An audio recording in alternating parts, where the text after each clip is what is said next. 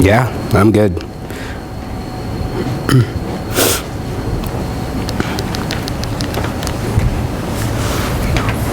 Hello everyone. Welcome to the Graduate Students Relations. So in this session, you guys will hear about how you can improve your organization by avoiding mistakes and connecting with your graduate student population with more confidence and purpose. So this presentation is being presented by Ben C. Queen's University. So please give them a big hand and enjoy the session, guys. Thank you very much for the introduction. That was outstanding. Just a few things about me before we get started. I find it's always better to get to know one another a little bit. I was actually born in Connecticut to American parents. My dad then took a job at Dalhousie University in Halifax and loved Canada, and so we've stayed ever since. So I have a lot of really strong American roots. My dad's family all still lives in Connecticut. My mom's family is scattered throughout the U.S., so love the States. How I got into student alumni programming was there was a guy at Laurier, which is where I went to school, and he came up to me and he was like, "Hey, have you ever heard of the Student Alumni Association?" I was like, "Absolutely not. What is that?" He's like, "You need to get involved." So I got involved, and actually I was involved for 4 years at Laurier with the Student Alumni Association. I was the president of that organization when I was a student, so there's a lot of really great times on that campus for me. Then I took a bit of a break, moved to London and did national event planning for the Brain Tumor Foundation of Canada, so a national nonprofit. So a lot of really great volunteer relations and event planning experience. And then a job came up at Queen's, which I actually saw on the CASE website. So I applied for that, and then here I am 5.5 years later doing.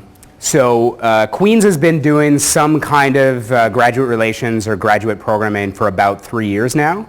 And basically this presentation is going to run through a little bit of kind of why it was important that, why it was determined that it was important that we connect with graduate students, kind of what we've tried, some of the major successes that we've had, and some of the major kind of slip-ups or roadblocks that we've had. So. We're all good? There will be an opportunity at the end to ask questions or keep this really interactive and informal, okay? So, why? This is probably the biggest question that I ask anytime people bring anything to me, and it's kind of like, well, why do we want to do this? So Queen's University has approximately 3,500 graduate and professional students on campus. Queen's is about 25,000 in total, and so the 3,500 is made up of master's students, MBA students, med students, law students. Like there's a lot of graduate and professional students.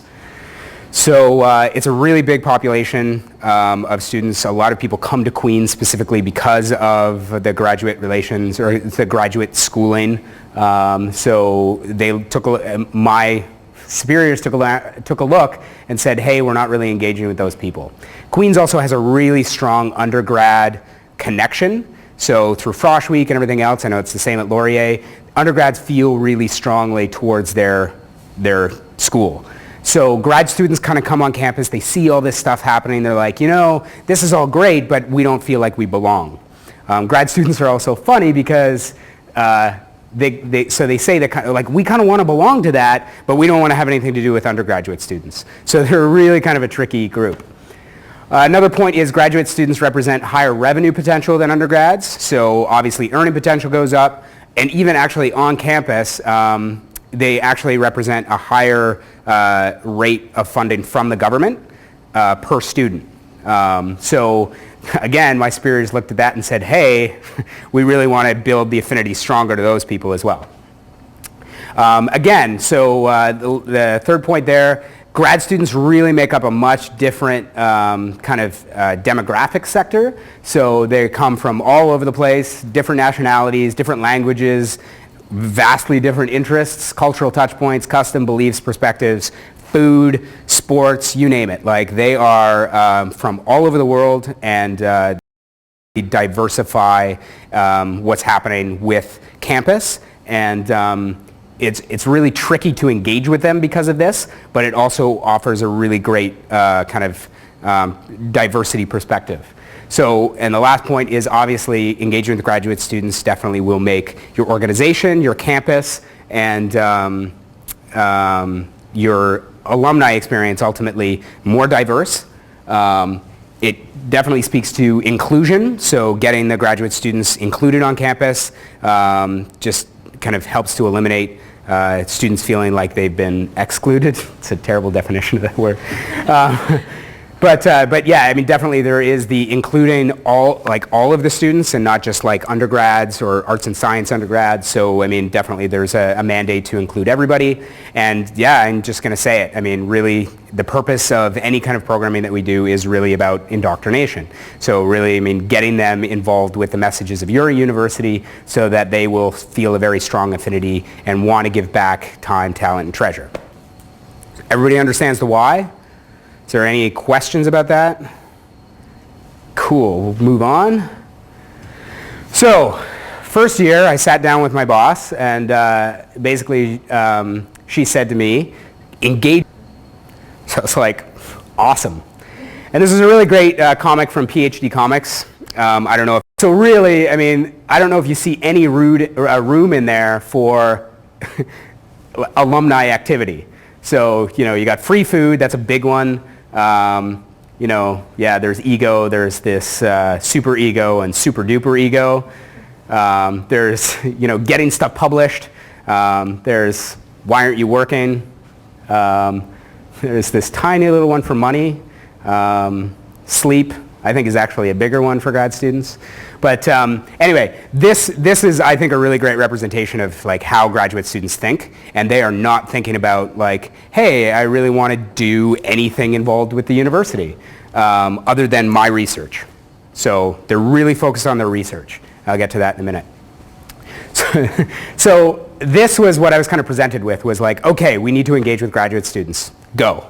So it's like, okay. How do I go about doing that? So I start usually where I start, at the beginning, and kind of went from there. So what we did in the first year, so I think that what we were doing was nothing. So anything that we kind of instituted was going to be either glass half full or glass full. Parenthetically, my perspective on the glass is half full, glass half empty thing is the glass is always fully full of something. You just have to be creative about it. So it's either full of water and air, or so there's always something in the glass. So it's never half empty of anything. Ambassadors who were specifically grad students. So we did a big push with some of the graduate student organizations on campus and said, we would love if you would push out this opportunity to some of your members to be involved with all of these really great activities through the Student Alumni Association. So that's the one place we started, and just to get that perspective on our team so that we can figure it out a little bit more, ask them questions, and kind of start to create some kind of structure for graduate students at Queen's University. So that would be something rather than nothing, which is always a good thing.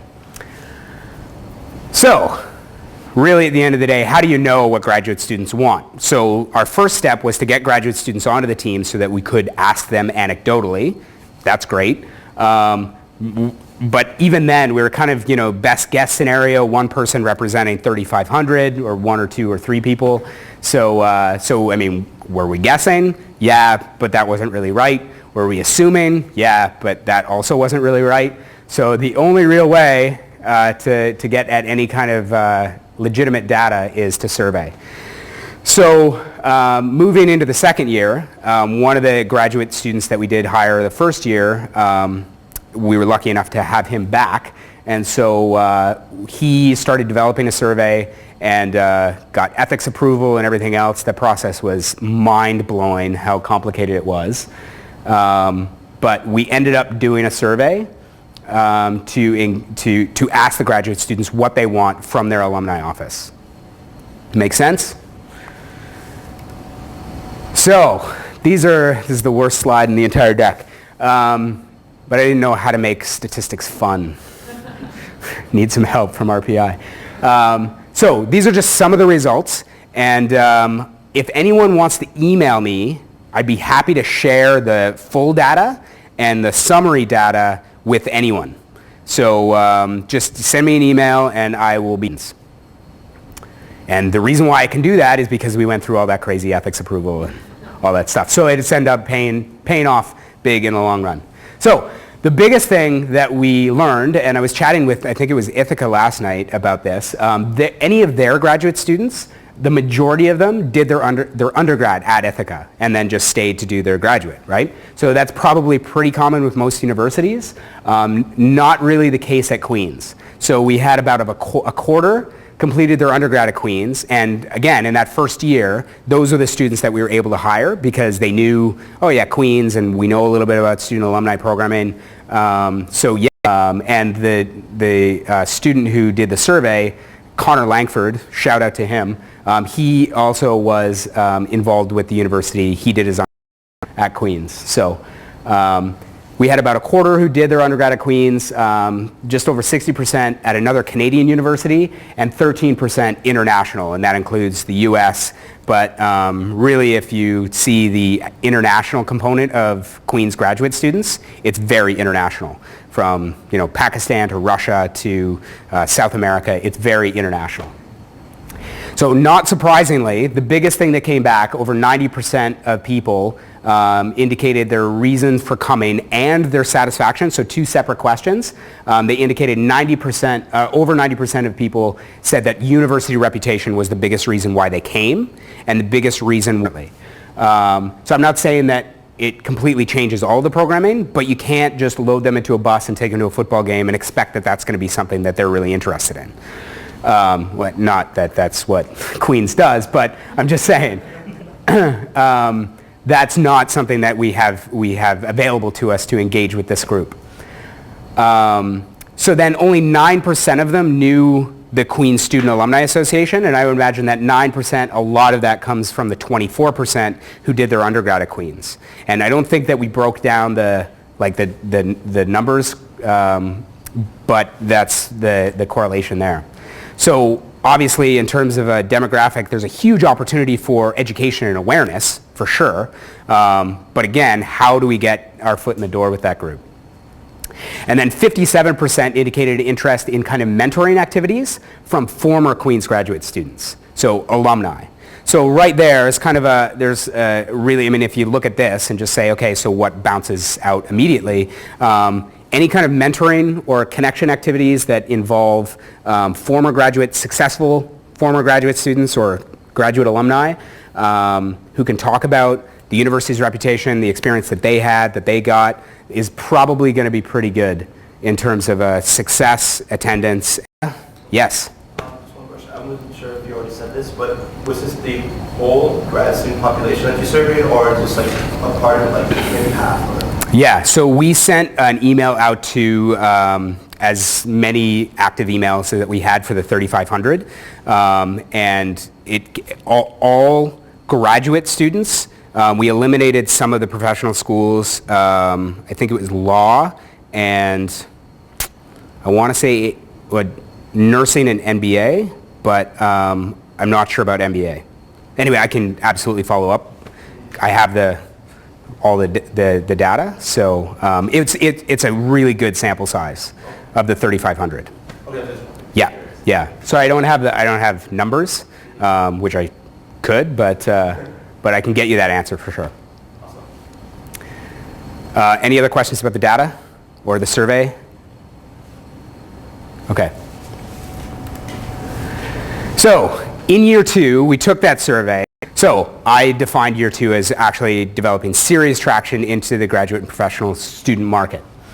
One of the other things that came out of the survey is that the professional schools were less interested in some of the stuff that we could offer because their schools already offer that. So MBA schools, law, like those professional schools got a lot of really great alumni. Kind of focused most of our programming in year 2 on the the graduate population. I'll take a moment here and just talk a little bit about naming the portfolio. So originally our portfolio was called the Graduate and Professional Student Relations Committee, Graduate Graduate and Professional Programming Committee. So, I mean, it was a huge, awkward acronym and everything else, and actually at the QSAA National Conference in Indianapolis over the summer, shameless plug, I heard a school call their graduate programs graduate relations. I was like, that's so much cleaner, so much easier, that's what we're doing. So since then we've called it graduate relations, which is just easier. Don't have to worry about graduate and professional students, it's all just grad relations. So, year 2, we started actually developing programming based on the surveys and hopefully kind of programming that students would actually want to go to. A little bit innovative, a little bit interesting. So, kind of like, okay, so we've got this demographic of students, what can we provide to them that will guarantee that they'll come? Beer tasting. We did this for a couple of reasons. Number one, most grad students are going to be of age, so that's less of a concern. Number two, we were able to work with actually an alumnus who's a rep for one of our craft breweries in Ontario. So we were able to bring it in at a really great price and offer it to the students. So they got 4 or 5 tastings for like something ridiculous like $5. So it was a paid event, so usually we find with our club versus a lot of the other events, if they don't have to pay, charge minimal amount for this event because graduate students don't have a lot of money. So to keep it relatively inexpensive and for, I mean, a couple of beers for $5, it's a pretty good deal. Hopefully they wouldn't have tried some of these beers and everything else. So it was also kind of an educational opportunity and it hit actually a lot of our kind of objectives for the program. So we had a fall term beer sampling with alumni hosts. So as I mentioned, the rep for McCausland Brewery, he was a Queen's alumnus.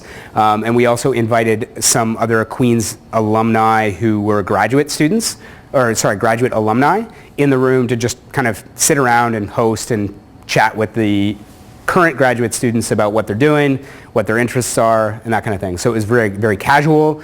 And the event sold out. And I don't know if everybody in the room surveys for their events. Does anyone survey for their events? We always survey for all of our events, just to, again, help us direct our future programming. So we asked the question, what was your overall satisfaction with this event on a scale of 1 to 5? And so the 83% top box satisfaction was 83% of the attendees put it as a 5 out of 5. And actually it was 100% top 2 boxes, so 4 or a 5. So it was obviously, I mean, anytime you give beer to people for cheap, you're kind of cooking the books a little bit. The other thing that this allows you to do, as you can see on the table here, we've got kind of, not propaganda, but we've got educational materials, yeah, it is propaganda. Educational materials about what the Queen's Student Alumni Association is, how their alumni network can help them. So bringing them in and having them talk to alumni is one layer, but then in the introduction, in the thank you, and at the event, there is always kind of touch points with the programming that the Student Alumni Association does and how it can help them. So that's a really, really key thing, especially for this demographic, like how is it going to help them? So always kind of really think about, you know, we're putting all this money into marketing, but like, does it speak to them or does it speak to our needs? And we work really hard to try and speak to their needs. So that's kind of like the first event that we've done. And you'll see there's a couple of events, and all of those elements we tried to include with all of the next few events. So that's a terrible low-res image. Has anybody heard of coffee cupping? So this was an idea that I had actually a long time ago when I was at Laurier, when we were really pushed to figure out ideas, non-alcoholic programming, specifically for undergrads. But I mean, everybody's kind of, not everybody, a lot of people that I've talked with are really concerned that a lot of the university activities are alcoholic-centric. And so one of the ideas when I was at Laurier was we could have kind of a coffee tasting or a coffee house style event. So one of the students actually connected to one of our kind of signature coffee houses in the city, who the owner is actually a Queen's alumnus. And so chatted with him a little bit about this concept and said, hey, would you like to do a coffee tasting with some of our graduate students? He actually suggested the owner of the coffee house, it's Coffee Eco, all about sustainability and everything else. It's really cool. He suggested that they do a coffee cupping. So essentially what it is very similar to like a beer sampling or a tasting, but you basically smell and experience the coffee. There isn't really a whole lot of tasting that happens. So it's a really unique event. You can see all these sheets of paper, like you can rate it and you can, talk about flavor, all that stuff. So we crammed, again, we sold out with this event. We crammed about 40 people into our on-campus, it's called the Tea Room, which again is a sustainable coffee house on campus that's run by our engineering society. And so we crammed as many people as we could fit in there. Again, put alumni in the room.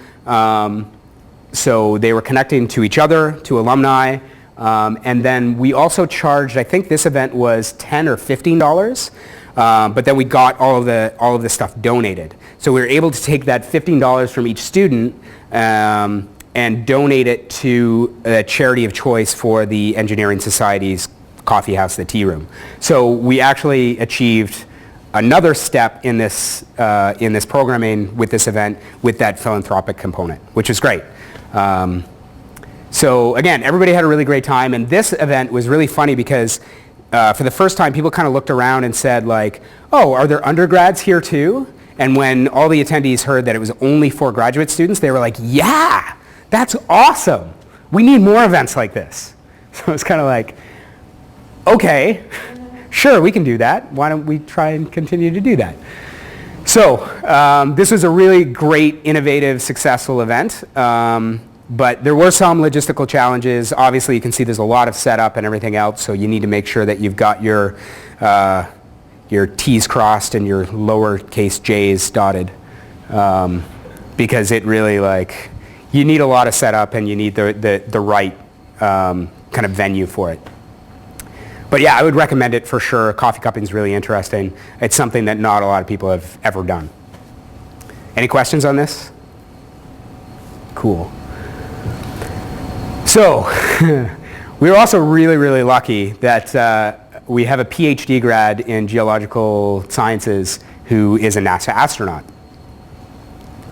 We've been working with Dr. Drew Feustel for 3 years to get him to come back before he actually came back to campus. So our student alumni president 3 years ago, I guess 4 years ago now, called NASA and said, hi, I work for the Student Alumni Association. Would Dr. Feustel like to come back and speak to our undergrad students? Because 3 years ago we were just focusing on undergrads. And so they politely took our contact information and said, we'll be in touch. And we didn't think we'd ever hear back from them. So I remember 3 summers ago, our president at the time, Colin McLeod, comes running into my office and says, like, Ben, you'll never guess. And I was like, I can't guess. He's like, I just got a call from NASA, from Dr. Feustel, who is like, hi, is Colin McLeod there? And it's like, yes, this is Colin McLeod. Hi, this is Drew. It's like, hi, Drew. It's like, yeah, I'm the NASA astronaut. So he's like, can you please hold? Oh my God! So we were very, very fortunate. I understand that this is not maybe inherent in a lot of schools programming or whatever, but we were very fortunate to bring Dr. Feustel back to campus. He did a huge presentation to about 500 people the night before, and that was the Kingston community, the branch network, our current students, pretty much anybody who wanted to come. It was an open lecture. So he did that the night before, but then our graduate relations committee hooked up this lecture with the geological sciences students the next day.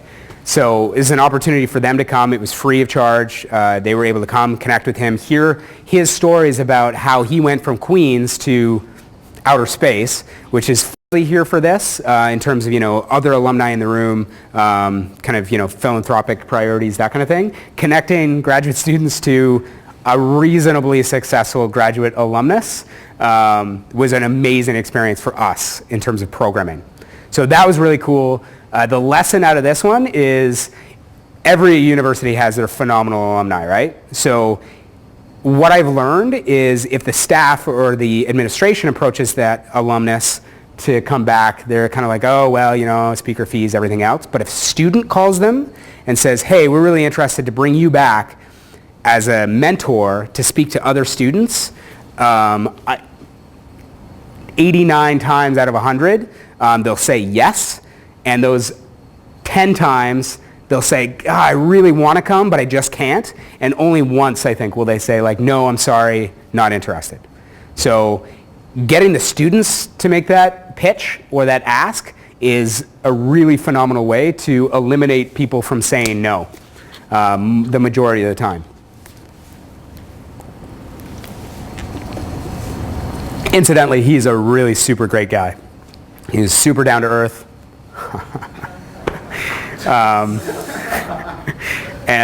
Yeah, he's just a phenomenal ambassador for Queens.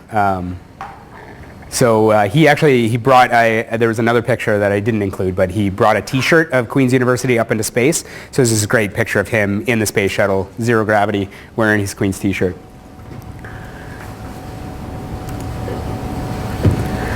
Diverse audiences. So the concept was, so you've got all these graduate students who are working madly on their theses that don't make sense to anybody, probably including them. So how do they take that and kind of maybe edit it so that it could be published in consumable magazines or kind of more mainstream stuff, not just academic journals and articles and all of that. We got the writing, we partnered with the Writing Center. They came in, they talked a little bit about, you know, tips, intelligible. Unfortunately, this one fell a little bit short of what the expectations we set out initially with the Writing Center and what this session actually ended up being. So towards the end of the session, there was just a whole bunch of grad students saying, well, I think this is really important. And then the rep from the Writing Center say, well, yeah, but most of the about that. And the grad students saying, yeah, but I don't care. So anyway, I think we kind of missed the mark a little bit on this, but the concept was good. Maybe if we had put some alumni in the room to talk about, yeah, you know, I worked really hard on my thesis. This is kind of now what it's been able to do. I wish I would have known some of those elements. Probably would have been good for this session. But that was kind of the last session that we ran for the Graduate Relations portfolio this year. So everybody, the chair of this program, Connor Langford, who's the same guy who did the survey, was phenomenal to work with. He was a superstar all year, and he really delivered some really great programs. So a lot more of this program. Is everybody okay? We need to take a break, stand up, anything? No? All right. Just always worry that I just get boring. What do you mean get boring, Ben? So year 3, we didn't have that phenomenal student anymore. He's still on campus, but he wasn't as involved. So he decided to step off of the chair position and pass it along to another really great student who is actually a former president of the Student Alumni Association, who then has decided, again, to do her master's at Queen's in geography. But she just didn't really have as much time to commit to the full programming that Connor had the year before. So strategically then, what we did was we looked at the other organizations on campus. So the first place we went was the School of Graduate and Professional Students, who are like the graduate student union on campus. They were who we first went to when we were looking for ambassadors a few years before. And we thought it was a natural place to start, graduate students, their representative body. What we found out was the SGPS was a little bit more focused on their healthcare rights, their teachers' assistant rights, very a lot more political than kind of representing the best parts about Queens to their graduate student population. Not that they're not interested in that, but that wasn't really their focus. So we kind of backtracked a little bit and said, okay, well, who else works with graduate students? And we connected with the School of Graduate Studies, which is like the faculty on campus, and they run a lot of programming on campus. They actually have a program that's very similar to the Queen's Student Alumni Association Backpack to Briefcase program, which is our kind of outside the classroom skills sessions and training. Excuse me. They run a similar program called Expanding Horizons. So that's kind of their Backpack to Briefcase program. So we kind of went to them and said, hey, you're running all this programming. We're really interested in connecting. Can we partner on some of this stuff? We have some resources we could throw your way. And so they said, yes, of course, for sure. But it wasn't really carefully planned. And so we kind of tried a couple of things in the fall that had reasonable success, but we've kind of now we're just taking a little bit more of a careful approach now and saying, okay, well, what of their Expanding Horizons program actually meets with our end mandate, and not just like, yeah, we'll partner with you on that, we'll partner with you on that. So it's been a good, the School of Graduate Studies as the faculty has been a much better partnership for the Student Alumni Association, just in terms of the connections we've been able to make and the programming that we're able to offer through that relationship versus the SGPS. So that's just a little bit of a word on partnerships. I'm sure every school has a very similar kind of structure. So from Queen's point of view, we would recommend the faculty versus the student union. Yes? When you say partner, does that mean like you both pay like the event and promote it? Yeah. Promotion is primarily the way that we partner. You say it's hosted by them? Yeah. So the Queen's Student Alumni Association has some really great resources in terms of its marketing outreach. So the School of Graduate Studies, they're having to do 12,000 things a day and don't really have the time or the structure set up to get the word out.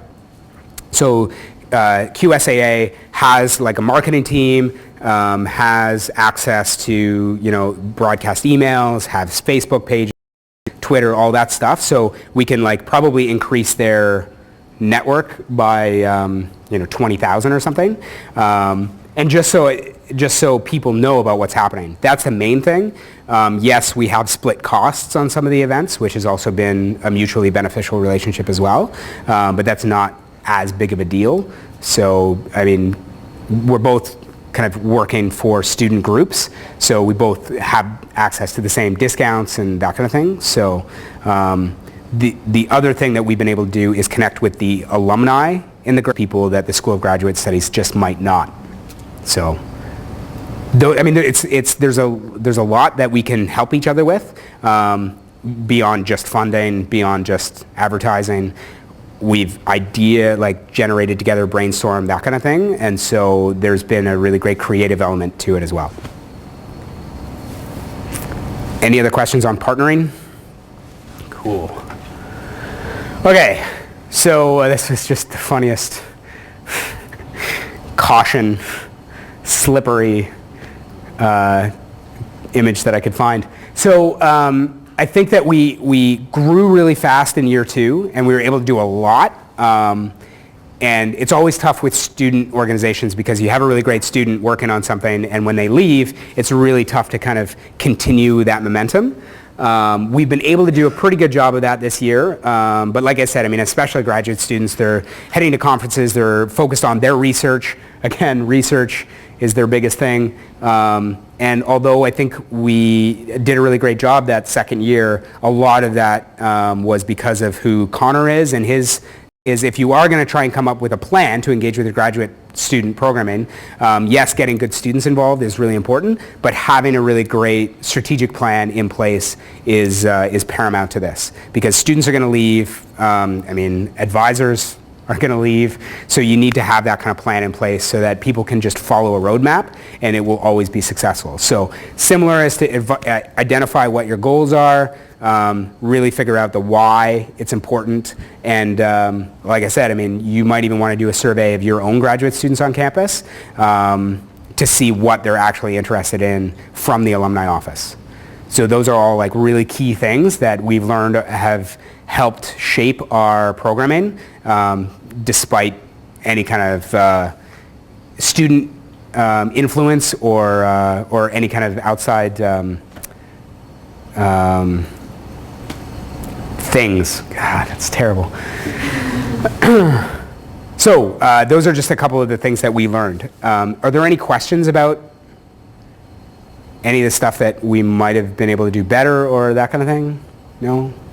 Yes? I just said, what was the ideal size for some of these programs that you were doing? Like, what did you find was the most, like the programs that worked the best in terms of kind of the graduate students actually enjoying? In terms of like, the question was, for the folks at home, what the size was at the event? Yeah, the size of the event, like how many people was like the most beneficial to the graduates where we could tell they were enjoying the experience and like getting to know, like feeling more comfortable.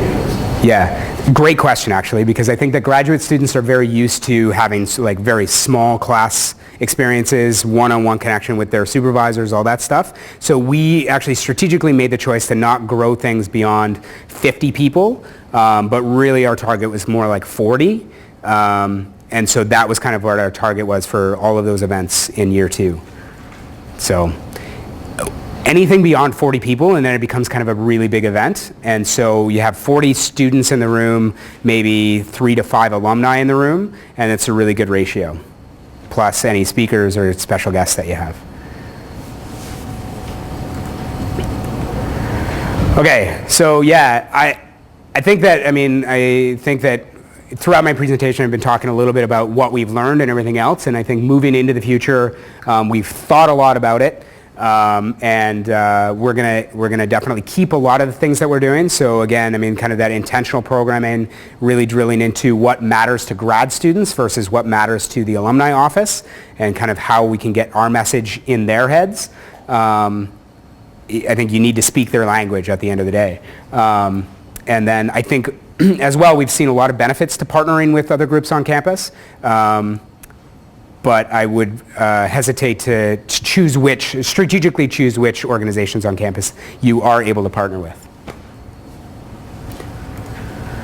All right, so do we have time for discussion? Yeah? Five minutes? Okay. So this is just a phenomenal quote. One of my heroes, Jackie Robinson. I'm a huge baseball fan. So the quote, just in case you can't read it, it says, "A life is not important except in the impact it has on other lives." So it's a phenomenal quote for the work that we do on a daily basis. And he was just such an amazing man, and what he was able to accomplish in his life. Yeah? Okay. Never sure. So anyway, so just kind of a discussion. Is this something that other schools are interested in? I mean, when I pitched this, I kind of said that this is something we could talk about just because it is a bit of a different perspective on engaging with students from an alumni perspective. But I didn't really know how many schools in D2 like actually had a strong graduate student population. So is this something that you think is interesting or potentially going to be able to implement at your schools? Yeah? I have another question. Yeah. The graduate student ambassadors that you hire, so they get like paid like an internship, or is it's not like hired? So our student alumni, it's a structure question, which is great. Our Student Alumni Association is primarily volunteers. The president is paid full-time over the summer and part-time, which is actually ends up being nothing for the amount of work that they end up doing. But that's the only paid employee for the Student Alumni Association. The rest are volunteer. So the graduate relations chair, or whatever you want to call them, is all volunteer. Yeah. It helps that they have some kind of knowledge of the student alumni experience, which is historically why we've chosen people who have either done their undergrad or just know about the Student Alumni Association a little bit more before they come on and try and, it's a bit of a complex concept to try and educate people on, so it helps if you understand that concept before you're trying to push it out. So.